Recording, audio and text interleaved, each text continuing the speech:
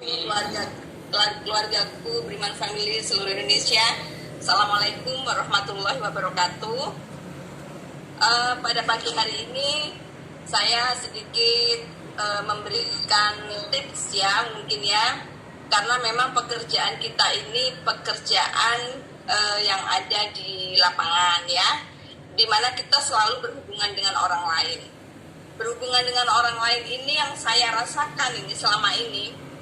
Saya 20 tahun bekerja di insurance ya, selalu berinteraksi dengan orang lain dalam hal kita prospek, memberikan suatu konsep asuransi, memberikan pelayanan pada saat klaim, memberikan solusi gitu kan, selalu berinteraksi dengan orang lain.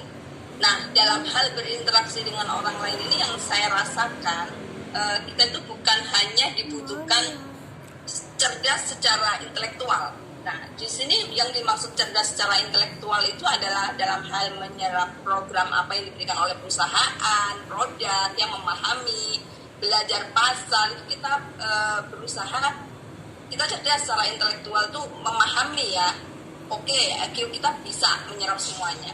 Tetapi belum tentu pada saat kita sudah bisa menyerap program apa yang disampaikan oleh perusahaan, ini loh produk yang kita jual, belum tentu kita bisa menyampaikan kepada orang lain. Nah, di sini ini menyampaikan bisa, kalau dalam hal menyampaikan aja Pak, ini programnya kesehatan, ASCPI, manfaatnya ini, plannya ini, bisa. Tetapi dalam hal kesuksesan itu, yang paling berperan menurut saya dalam hal ini adalah kecerdasan secara emosional. Jadi bagaimana kita mengelola emosi kita pada saat kita berhubungan dengan orang lain. Nah, itu yang saya rasakan selama 20 tahun. Bagaimana kita, kecerdasan emosional ini adalah kebiasaan berpikir positif ya. Dalam arti kita harus ada memotivasi diri sendiri. Di mana orang yang kita kunjungi itu dari latar belakang yang berbeda, pendidikan yang berbeda. Nah, disinilah peran kita itu, kecerdasan emosional kita harus kita kelola. Itu yang saya rasakan. Jadi kecerdasan emosional itu bagaimana menanggapi apa yang orang lain berikan kepada kita, lalu kita merespon ke otak kita. Nah, direspon oleh mental kita, lalu kita keluarkan. Nah, seperti itu. Kalau dalam artian kita nggak boleh baperan, gitu kan? Kalau pekerjaan kayak kita ini, terus orang lain apa asuransi, kayak gini, terus kita down, gitu kan? Jadi kita bad mood.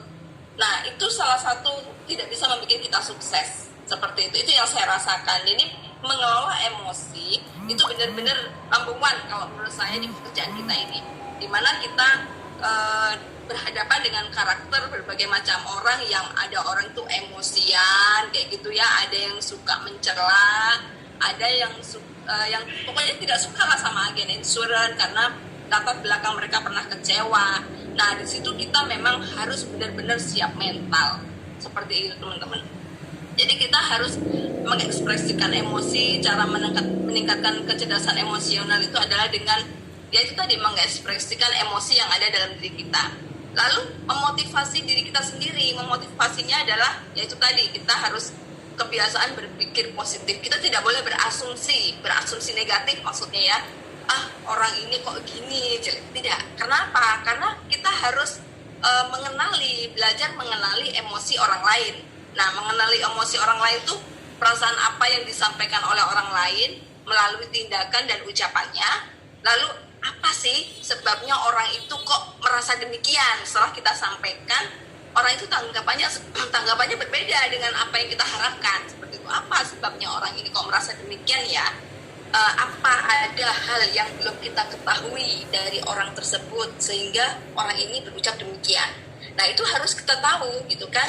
Terus mengapa sih kita nggak bisa merasakan hal yang sama dengan orang itu? Nah, hal-hal demikian itulah yang menurut saya paling urgent, yang harus kita ini kenali gitu kan, kita kelola.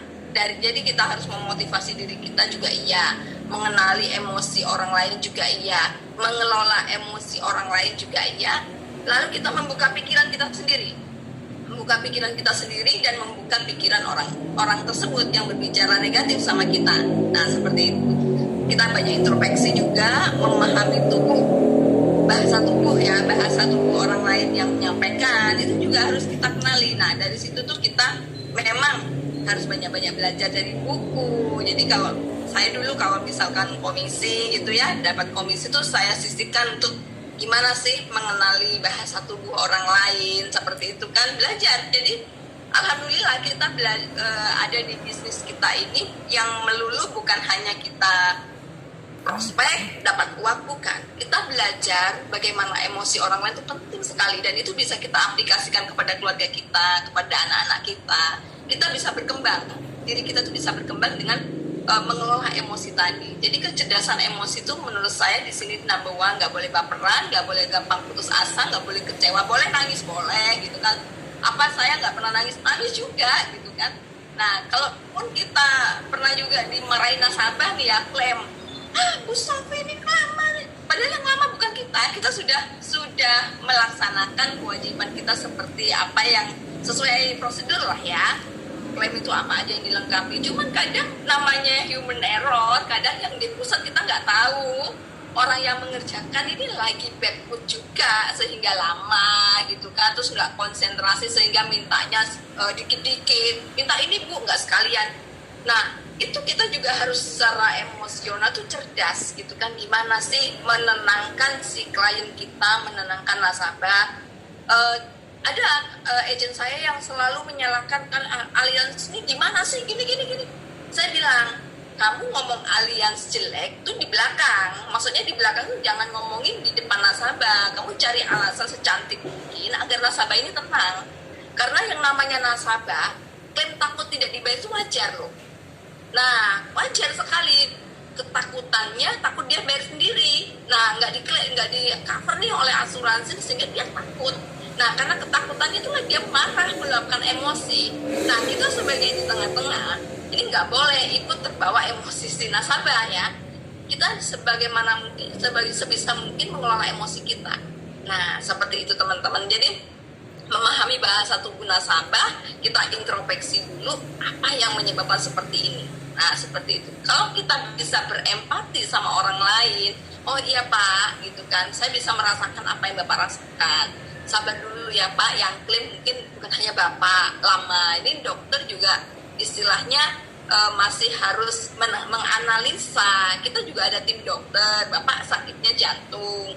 Nah tim dokter kami bagian jantung juga menganalisa, itu yang pertama. Yang kedua, namanya perusahaan aliansi ibarat Bapak jadi perusahaannya. Sekarang ini banyak sekali tindak kejahatan dari orang-orang yang tidak bertanggung jawab memanfaatkan asuransi. Nah ini juga masih harus lewatin kaji ulang juga Pak. Jadi kita memang harus banyak faktor yang perlu dianalisa oleh perusahaan kami. Nah seperti itu menenangkan. Tapi saya, perusahaan sebesar Allianz, saya garansi tidak akan salah dalam hal memberikan kewajibannya. Nah seperti itu teman-teman.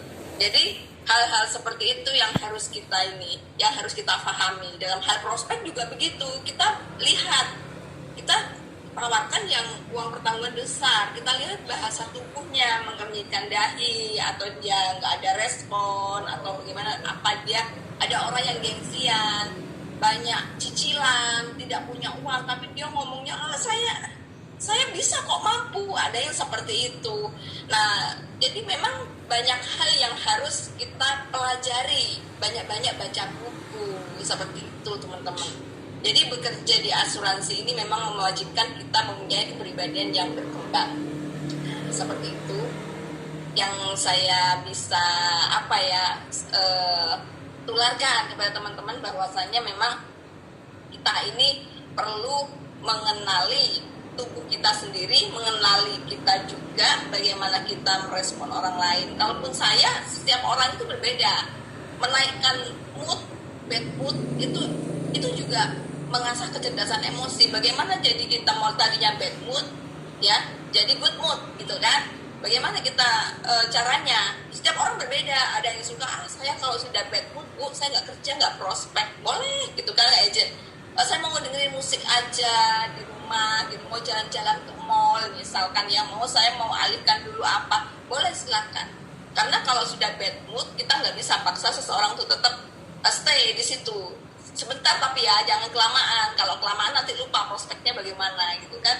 Saya pun kalau bad mood begitu caranya. Saya bisnis juga, apa yang lain yang membuat saya happy, apa saya berlibur ke gunung, jalan-jalan seperti itu yang membuat pikiran saya tenang. Setelah itu saya kembali lagi.